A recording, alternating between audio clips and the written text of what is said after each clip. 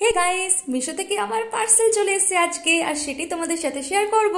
তো চলো, আমার তো তর্স হয় না জানো তো, পার্সেল আসলে আমার একদম তর্স হয় না। তো চলো এটাকে তাড়াতাড়ি করে কাটাকুটি করে ফেলি। আর এর ভেতরে আছে 4টে পর্দা, জানলার পর্দা।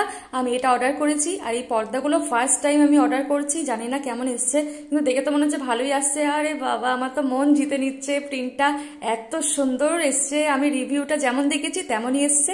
আর এটা 4 পিস আছে, 4টে জানলার, এখানে দুটো দুটো করে রাখা আছে।